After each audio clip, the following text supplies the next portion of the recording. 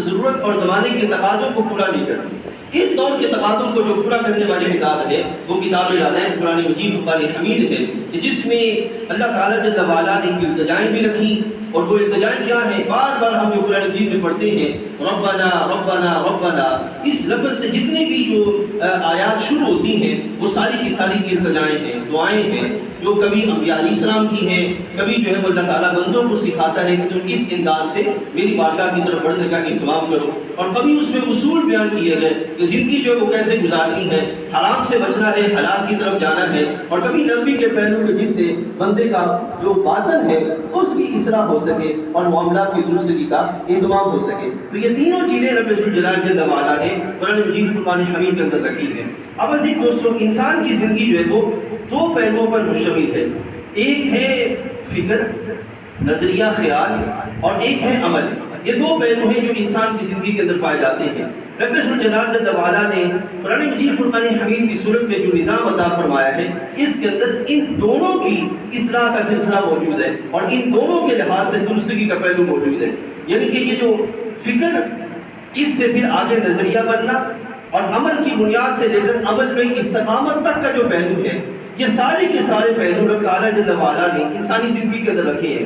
یعنی کہ ایک خیال یا ایک علم مضبوط دلیل سے لے کر اس کا آگے نظریہ بن جانا، یہ پورا ایک پروسیجر ہے، اور اس کے بعد ایک عمل کی ابتدا سے لے کر کہ بندہ کوئی بھی عمل اپناتا ہے، اس کے بعد وہ عمل اس بندے کی عادت بن جائے، عادت ثانیہ بن جائے، اس وقت تک یہ سارا ایک پروسیجر ہے۔ قرآن مجید فرقان حمید ہر دو اعتبار سے بندے کے لحاظ سے اہتمام کرتا ہے کہ اس کے باطن کا یہ جو نظریہ کا پہلو ہے یہ بھی اپنے کمال کو پہنچے، اور ظاہر کے اعتبار سے جو عمل کا پہلو ہے یہ بھی اپنے کمال کو پہنچے۔ تو ہر دو اعتبار سے جو کیفیت رب تعالیٰ جل وعلا نے ہمیں عطا فرمائی وہ کیا ہے؟ قرآن مجید فرقان حمید۔ اگر اس کے اصولوں کو ہم سامنے رکھیں نظریے کے بنیاد پر، باطن کے لحاظ سے، اور اس کے اصولوں کو سامنے رکھیں ظاہری اعمال کے اعتبار سے، تو جو بندہ ان کو لے کے آگے بڑھے گا رب ذوالجلال جل وعلا اس بندے کو اس کے باطن کی بھی پاکیزگی عطا کرے گا، اس کے ظاہر کے اعتبار سے بھی اصلاح کا پہلو عطا فرما دے گا۔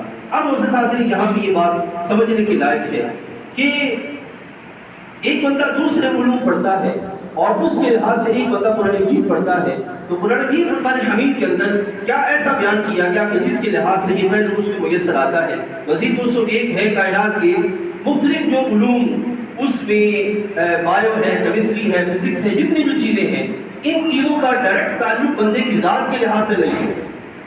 Chemistry, physics, bio, computer science, ان ساری چیزوں کا تعلق ڈائریکٹ انسان کی ذات کے لحاظ سے نہیں۔ یہ چیزیں جو ہے وہ ثانوی حیثیت میں جا کے آتی ہیں، کائنات میں پائی جانے والی دوسری جو اشیاء ہیں ان کے بارے میں علم ہے۔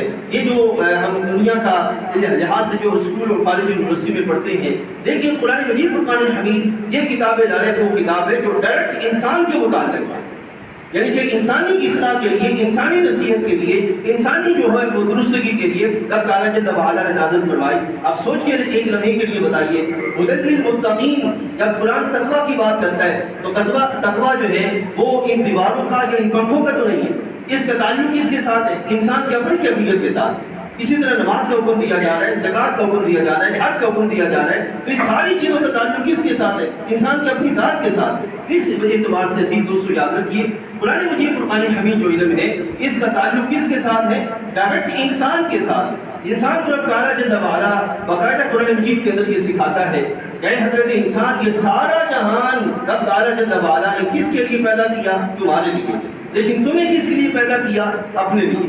اب تم پر یہ لازم ہے کہ تم جو ہے وہ ظاہر کے دنیا کے سارے جو پہلو اور سارے نظام ہیں ان کو درست استعمال کرتے ہوئے اپنے آپ کو میرے لیے تیار کرنے کا اہتمام کرو۔